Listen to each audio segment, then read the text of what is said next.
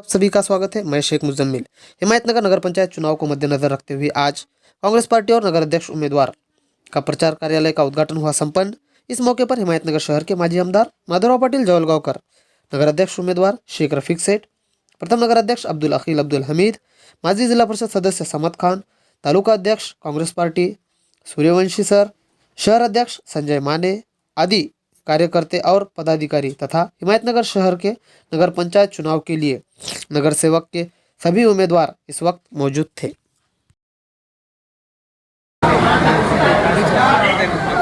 आज काँग्रेस पक्षाच्या शहरातल्या प्रमुख कार्यालयाचं उद्घाटन झालं।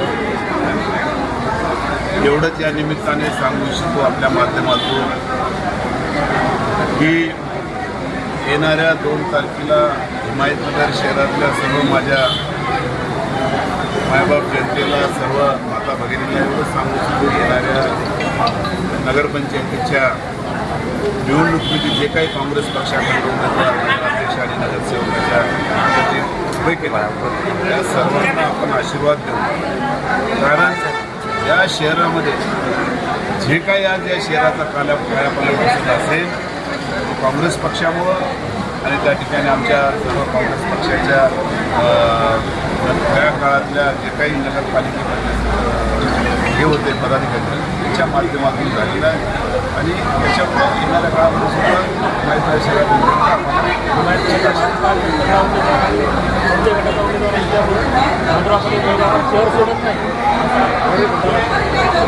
मी माझा स्वभाव म्हणण्यापेक्षा मी माझ्या कार्यकर्त्यासाठी स्वतःच्या निवडणुकीपेक्षा जास्त मेहनत घेणारा मी एक कार्यकर्ता आहे।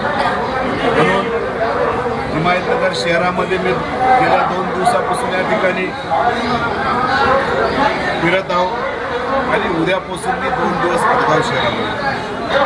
मला हदगाव आणि हिमायतनगर दोन्हीकडली जिम्मेदारी माझ्यावर आहे आणि पक्षाचा दोन्ही तालुक्याचं नेतृत्व म्हणून या ठिकाणी दोन्हीकडली जिम्मेदारी असल्याने निश्चित या ठिकाणी कार्यकर्त्यासाठी कोणी म्हणत असेल निश्चित त्या ठिकाणी येणाऱ्या काळामध्ये तुम्हाला काय वाटते की तुमची लढत कोणत्या पक्षासोबत असणार? कारण इथे 4 उमेदवार आहेत। मला असं वाटते उमेदवार लढत कोणासोबतच नाही, या ठिकाणी हिमायतनगर शहरातल्या जनतेच्या आशीर्वादाने पण एकतर्फी आमची निवडणूक होईल असं मला वाटतं। सर, काल भारतीय जनता पार्टीने प्रचार कार्यालयाचा शुभारंभ करून त्यांचा मॅनिफेस्टो जाहीर केला आणि आज आपल्या प्रचार कार्यालयाचा शुभारंभ झाला। आपला मॅनिफेस्टो कधी जाहीर होणार? आम्ही करणार ना आता माझ्या मते 25 तारखेपर्यंत ते विड्रॉलचा शेवटचा दिवस आहे।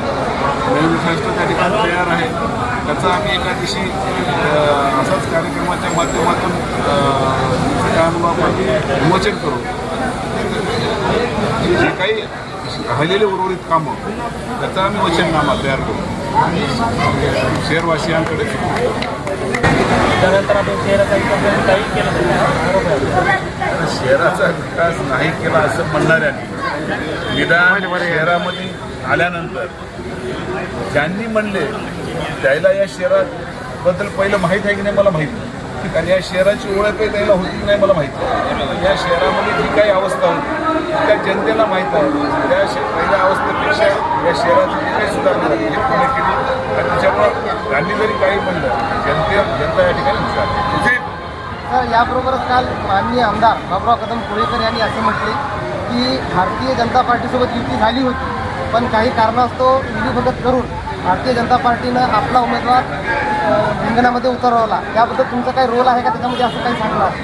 ते त्यांच्या पक्षाचा प्रश्न आणि दुसरं मी तुमच्याच मीडियाच्या माध्यमातून ऐकलं की लोकप्रतिनिधी म्हणतात की आमच्याकडे नगर विकास खाता आहे, बरोबर आहे। मला तेच सांगायचं तुमच्या माध्यमातून, आज नगरपालिकेवर गेल्या 4-5 वर्षापासून प्रशासक आहे। प्रशासक असल्यामुळे प्रशासक कोणाच्या माध्यमातून चालते? आता त्या ठिकाणी लोकप्रतिनिधी आमदार असल्यानंतर आमदार त्या ठिकाणी नगर बॉडी नसल्यामुळं आमदाराचं त्या ठिकाणी काम मला म्हणायचं तुम्ही नगर विकास खाता आमच्याकडे हा म्हणता, 1-1.25 वर्ष तुम्हाला आमदार होऊन झालं, एक दमडी या ठिकाणी शहरामध्ये टाकली नाही. याच्यावरून समजा आज तुम्ही लोकांची दिशाभूल करता की आमच्याकडे नगर विकास खाता आहे, नगर विकास. आता मला एवढंच सांगायचं आहे, नगर विकास खातं जरी त्यांच्याकडे असेल तर नगर विकास खात्याच्या प्रमुखाला केव्हा दिल्लीला केव्हा त्या कोणत्या दरेगावला पळायला लागलं याचीसुद्धा त्या ठिकाणी जनतेला चांगली माहिती आहे. म्हणून मला एवढंच सांगायचं आहे, नुसतं बोलण्यात कुठे आहेत ते 1-1.25 वर्ष झालं या शहरामध्ये एक लोकभर मातीसुद्धा टाकली नाही. त्याच्यामुळं या खोट्या त्यांच्या आश्वासनाला शहराची जनता बळी पडणार नाही. निश्चित काँग्रेस पक्षाने पाठिंबा गंभीरपणे राहून काँग्रेस पक्षाने आशा